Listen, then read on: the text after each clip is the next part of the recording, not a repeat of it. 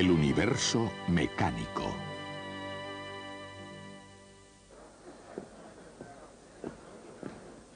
Bienvenidos a una aventura de la mente que comienza por mirar hacia adelante a la visión y al sonido de el universo mecánico. Hay algunas actividades del hombre que la mente asocia con un determinado lugar por considerarlo como el lugar ideal para tal actividad. Por ejemplo, yo no soy aficionado al juego, pero si fuera jugador no me metería en un oscuro cuarto trastero a jugar al póker. Mi ideal sería irme a Monte Carlo y allí en su magnífico casino jugar a la ruleta. De la misma forma, si pienso en el tenis, pienso en Wimbledon. Si en carreras de caballos, en Kentucky o Derby. Si en ópera, pienso en La Scala. Y si pienso en física, si quiero estudiar física, el lugar más indicado es Caltech. Y por eso estamos aquí, en el Instituto Tecnológico de California.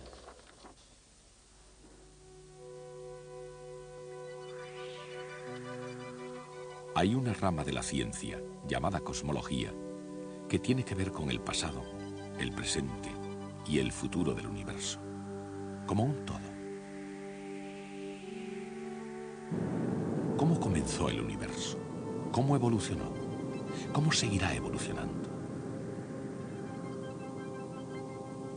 Y en la ciencia hay también otra rama, en el campo de la física para ser más exactos, que se llama mecánica.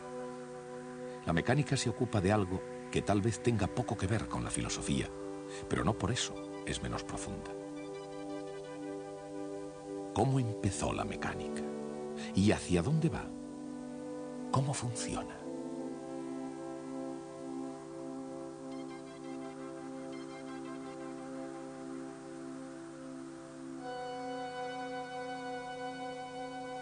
Desde la más pequeña partícula hasta el más grande racimo de galaxias, ¿qué es lo que mantiene a todo en movimiento? Acelerando, decelerando, cambiando de dirección o marchando recto hacia adelante. ¿Por qué el comportamiento de las cosas es como es? Tanto si se trata de un sólido como de un líquido, o de un gas, o de una invisible y enigmática fuerza. Exactamente, ¿cómo influyen entre sí y por qué? Todas estas preguntas, desde la más simple a la más complicada, no han surgido recientemente. Existían ya desde que hubo hombres para poder planteárselas.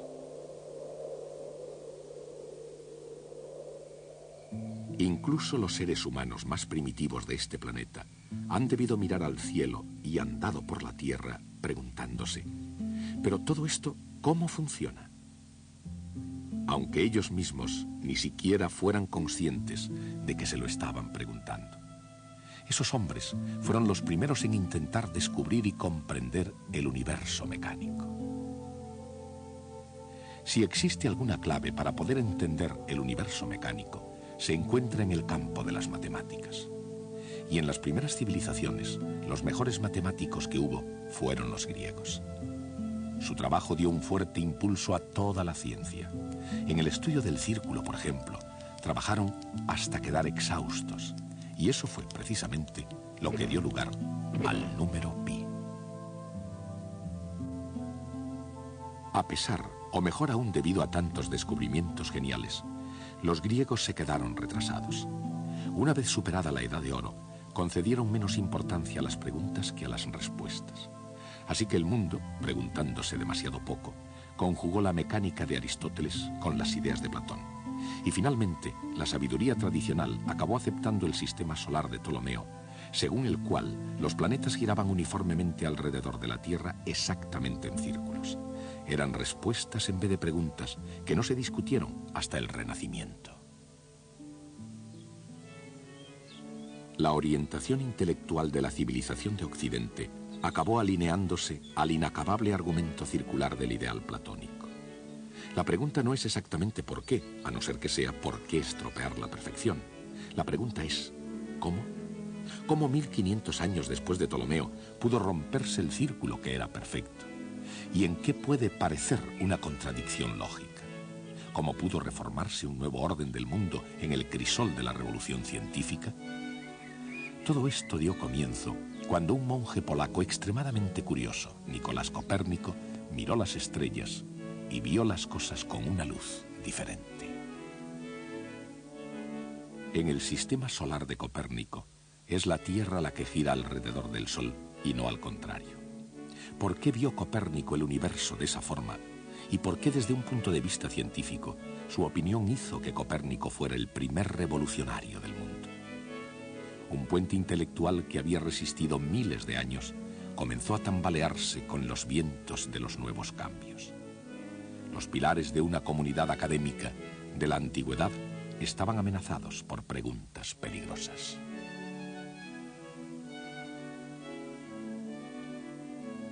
Y nadie mejor preparado para llenar aquel vacío intelectual que Galileo Galilei. Aunque el pensamiento aristotélico aún era regla para el mundo del Renacimiento italiano, Galileo Galilei fue la excepción a la regla. Pensaba como Copérnico y además tenía la fuerza de sus convicciones. En otras palabras, tenía la idea correcta, pero en un tiempo incorrecto. Sus comprobaciones y sus críticas se elevaron en defensa del status quo. Si la Tierra gira efectivamente, ¿por qué cuando cae una pelota desde una torre, la de Pisa, por ejemplo, cae rectilínea y no cae en la ciudad próxima? Las respuestas comenzaron a ser más arriesgadas que las preguntas.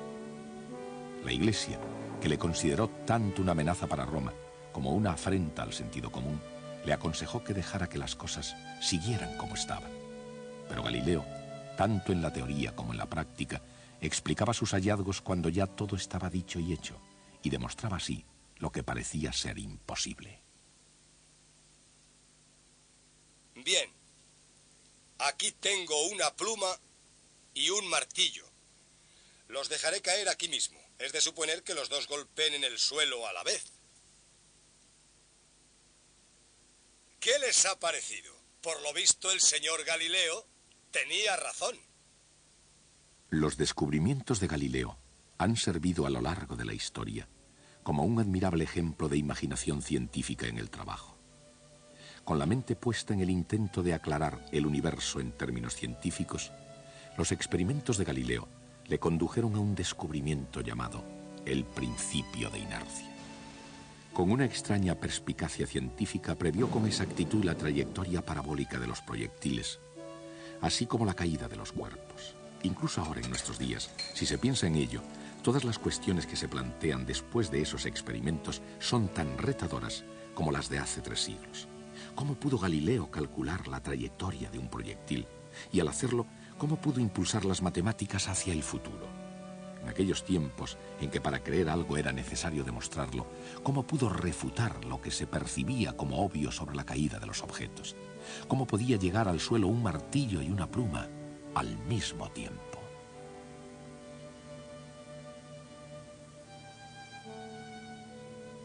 Cuando en 1633 Galileo cayó en desgracia, ¿por qué todo el asunto del universo se había convertido en una gran preocupación para todos? En la misma época, cada día era una preocupación para el asombrado matemático Johannes Kepler, un hombre en una constante huida de su propia vida. Una vida de soledad y pobreza, falto de amor y persiguiendo brujas y espíritus inferiores asociados a ellas. Su propia existencia era una especie de desafío. Seguramente ningún otro hombre habrá hecho tantos sacrificios para captar la verdad científica como Kepler. Pero, por otra parte, ningún descubrimiento humano pudo demostrar tanto su verdad como las leyes de Kepler. Las leyes de las elipses, la ley de las áreas iguales y la tercera ley de Kepler, la ley del movimiento de los planetas, la ley de la armonía. Kepler se introdujo en la cámara secreta del cosmos con sus leyes del movimiento planetario como llave. Sin embargo, al haber explicado más bien el cómo que el por qué funciona el sistema solar, tuvo que quedar relegado a permanecer en el umbral del universo mecánico. Había llegado el momento en el que algún otro diese el paso final. Isaac Newton siguió este mismo camino que llevaba directamente a considerar la Luna a causa de las decisivas preguntas de su hijo. ¿Por qué cae una manzana? Si una manzana cae, ¿por qué no cae la luna? Si la manzana y la luna caen por una misma razón, ¿por qué no cae la luna estrellándose contra la Tierra?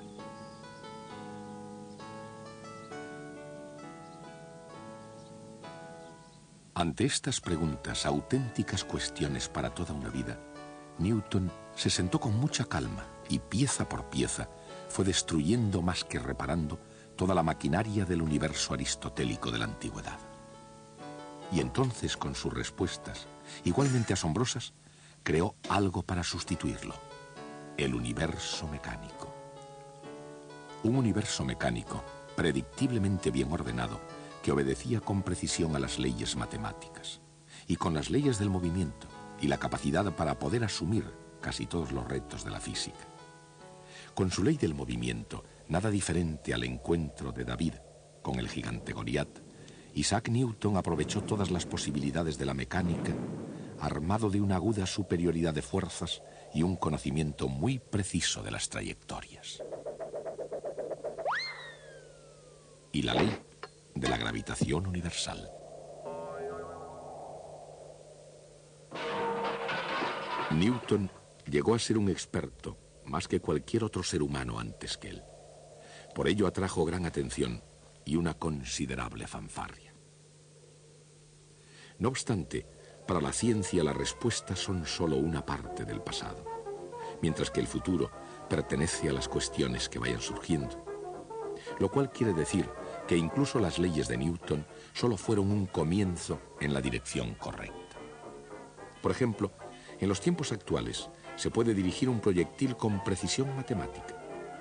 ¿Cómo se hace eso? Parte de la respuesta es un instrumento llamado giróscopo. ¿Y cómo funciona? Y en el conjunto del universo mecánico, ¿por qué una rueda de bicicleta incluso es una especie de giróscopo? El momento angular es la clave de la respuesta. Pero, ¿qué es el momento angular? ¿Por qué es de vital importancia en el universo? Desde el borde cortante de la más lejana galaxia a los remolinos de agua que vemos en la bañera familiar, el momento angular mueve todo en círculos. Entre otras cosas, ese movimiento en círculos nos sirve para ir bien de hora. Y pocas cosas nos gobiernan hoy en día con tanta regularidad como la mecánica del tiempo. Pero desde que el hombre lo tiene en sus manos, su preocupación por él apenas es un fenómeno reciente.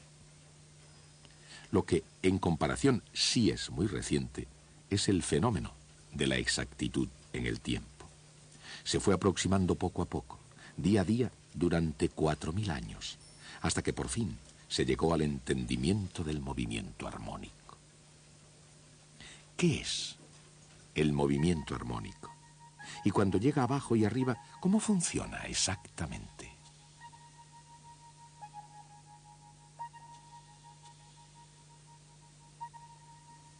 Y yendo al círculo completo del universo mecánico, ¿cómo se relaciona con el movimiento circular? La respuesta no es tan misteriosa como a simple vista pueda parecer, y no hay razón para acercarse a ella dando un rodeo. Sin embargo, a veces ayuda. Todo lo que hay que hacer es un pequeño cálculo diferencial. Mientras los cálculos de Newton se extendieron por todo el universo mecánico, el alcance de su generosidad fue mucho más estrecho. El barón Wilhelm Gottfried von Leibniz llenó el paisaje europeo de una gran confianza, y había buenas razones para ello.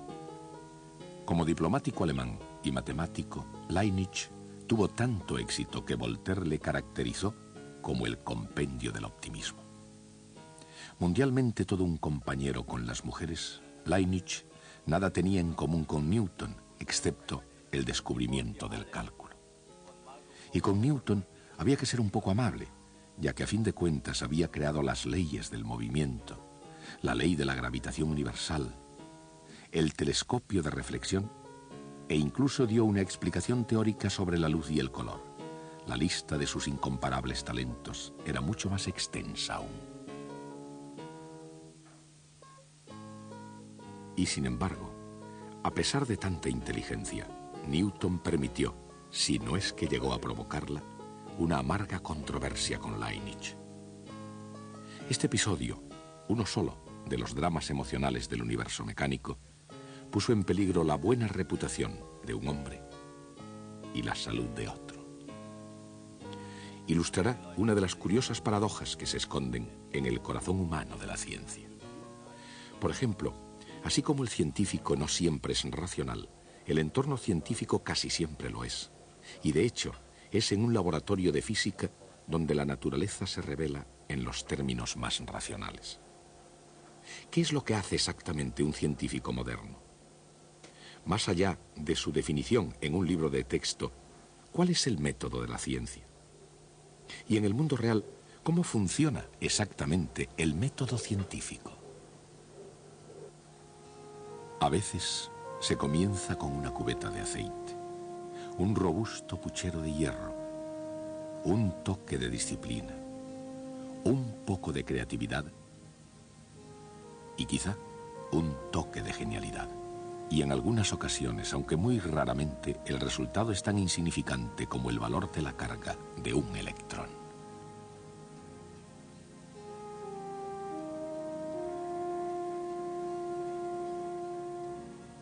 ¿Quién fue este físico y de qué medio se pudo servir para llegar a ser uno de los hombres más famosos de la historia de la ciencia? En el pasado, presente y futuro, los físicos están siempre fascinados por los misterios de la naturaleza. Por ejemplo, por la naturaleza misteriosa de la luz. Luz. Solo poder captar esa idea ha sido algo tan difícil como entender la casi incomprensible inmensidad del universo. La velocidad de la luz ha sido aún más difícil de entender. ¿Por qué tiene un valor específico? ¿Por qué se le llama constante fundamental? Y exactamente, ¿qué es una constante fundamental en la naturaleza? Henry Cavendish conoció la respuesta al medir la constante universal de la gravitación de Newton. Para medirla, Cavendish no solo pesó el extenso imperio británico, él pesó todo el planeta. ¿Cómo pudo hacer eso? Sin duda alguna, no fue jugando al billar.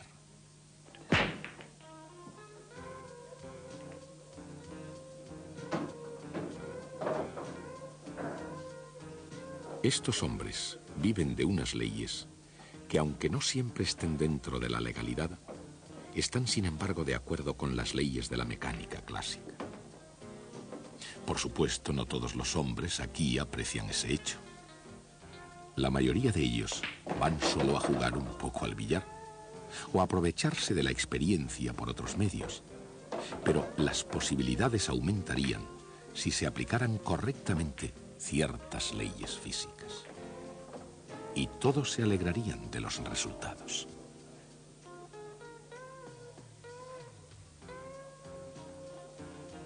Los efectos dependen de la ley de conservación del momento, que al igual que el juego de billar, tuvo su origen en Francia. A principios del siglo XVII, René Descartes crecía en su amor por las matemáticas considerándolas una criatura de Dios. Como filósofo, buscó una explicación a todos los fenómenos en el mundo. En ese proceso, Descartes no solo concibió la conservación del momento, sino que además descubrió la geometría analítica, y con tal descubrimiento cambió para siempre el campo de la matemática. ¿Y cómo pueden los grandes investigadores científicos acercarse a un terreno desconocido?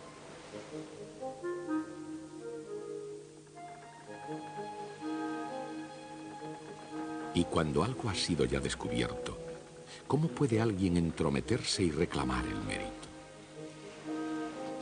En el campo de la ciencia, desde la electricidad a la mecánica, muchas veces se ha dado el mérito no al primero que hizo un gran descubrimiento, sino al último. Probablemente algo así le ocurrió a James Prescott Joule, que no fue el primero en investigar en el campo de la conservación de la energía. Pudo muy bien haber sido el noveno científico que llegó a la ley de la conservación de la energía. Pero fue Joule, como Cristóbal Colón, quien obtuvo la fama. ¿Por qué? En el gran conjunto de cosas, ¿eso qué importa? El gran almacén del cosmos tiene hoy en día en sus estanterías tanta energía como el primer día en que las ventanillas del universo se abrieron para empezar a despachar sus asuntos. Por otra parte, si nunca se pierde la energía, ¿por qué se cansan los músculos? ¿Y por qué caen las masas? La energía mecánica, así como todo ejercicio en general, tiene mucho que ver con velocidad y posición.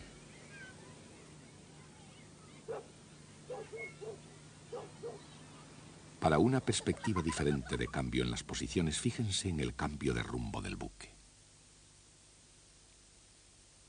Un desafío, si es que ha habido alguno, para el universo mecánico. La electrónica sofisticada, los espléndidos dispositivos de seguimiento, personal sin comparación posible. Estos son los recursos de un guardacostas de los Estados Unidos. Y entre bastidores hay dos análisis vectoriales. En una situación de peligro o en una clase, ¿cómo puede la matemática vectorial sacarnos de la dificultad?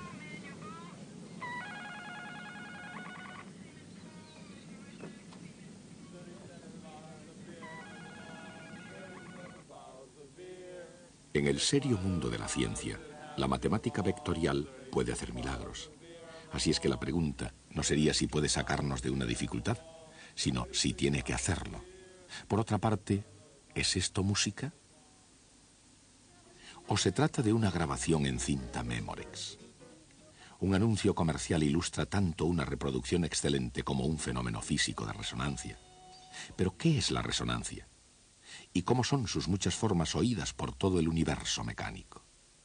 ¿Cómo puede una simple voz humana, aunque sea tan potente como la de Ella Fitzgerald, producir tan demoledores efectos? Y en la inmensa atmósfera del universo mecánico, ¿cuáles son otras formas de sonido y de violencia? Estos tres hombres emprendieron un viaje que superó al de cualquier explorador de la Tierra desde que se iniciaron los primeros pasos hacia lo desconocido. Pero su destino había sido previamente determinado por ingenieros, científicos, técnicos, visionarios, investigadores y pilotos de prueba. Y estaban dotados de magníficos planos y del mejor equipo. Pero como el cohete mismo, surgía una pregunta inminente. ¿Cómo es posible ir desde aquí hasta allí? Históricamente hablando, los cohetes espaciales no van a ninguna parte si detrás de ellos no hay un estudiado plan. E incluso en nuestros días no pueden ir muy lejos si no es con la ayuda de la mecánica clásica. ¿Quiénes son estos pilotos espaciales? ¿Qué buscan más allá del mundo cotidiano? ¿Y qué es lo que descubren a veces de modo sorprendente? Desde Johannes Kepler en adelante, los mecánicos celestes pudieron calcular los movimientos del sistema solar. Pero el milagro de la era espacial ha conseguido que el cielo sea pasable a la vez que posible. Y eso sería, seguramente, lo que el padre de la mecánica clásica soñó. Eso es lo que ahora hacen los pilotos espaciales. En una ciencia todos los científicos son pilotos y exploradores. El destino del hombre siempre ha sido la búsqueda. Y su estrategia siempre tuvo algo que ver con aprender y enseñar, con imaginación y lógica, con ensayos y errores, con arriesgarse e ir hasta el límite. No solo la estrategia que se quiera emplear, sino el propio universo pueden llegar a convertirse en una especie de juego cósmico.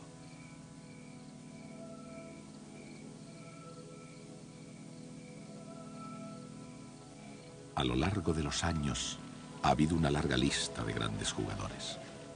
Algunos de ellos jugando según las reglas y otros por libre, pero todos ellos compartiendo una necesidad común. Ellos tenían que jugar en serio. Se ha jugado durante mucho tiempo y en cierto sentido, este juego nunca acabará. En mi opinión, nuestra asignatura, la mecánica clásica, forma parte del más importante descubrimiento en la historia de la humanidad. Antes, la visión que nosotros teníamos del universo era la misma que habíamos heredado de los antiguos griegos, especialmente de Platón y Aristóteles. Las esferas de cristal de los cielos eran inmutables, serenas, eternas y perfectas. Y solo aquí abajo, en este mundo inferior, había confusión, decadencia, desorden y muerte. Era una visión destinada a ponernos en nuestro sitio. La Tierra era el centro del universo y nosotros fácilmente pudimos imaginarnos que éramos el objetivo de la creación. Pero llegaron Copérnico y Kepler y Galileo y Newton, y entonces nos encontramos con que estábamos viviendo en una mota de polvo en un rincón perdido del universo. Ni por lo más remoto hubieran pensado Platón y Aristóteles, ni tan siquiera en sueños, en hacernos una cosa así. La vida hoy no es muy diferente a lo que era hace 2000 años. En lo esencial, la condición humana no ha cambiado considerablemente, pero sí cambió algo de modo definitivo. Hemos descubierto nuestro lugar en el universo. Por eso este descubrimiento es tan importante. Ahora nuestra tarea consiste en conocer qué se descubrió exactamente, cómo se llegó a ello y quién lo hizo. Comenzaremos por uno de los más importantes hallazgos de Galileo Galilei. Ese será nuestro próximo tema.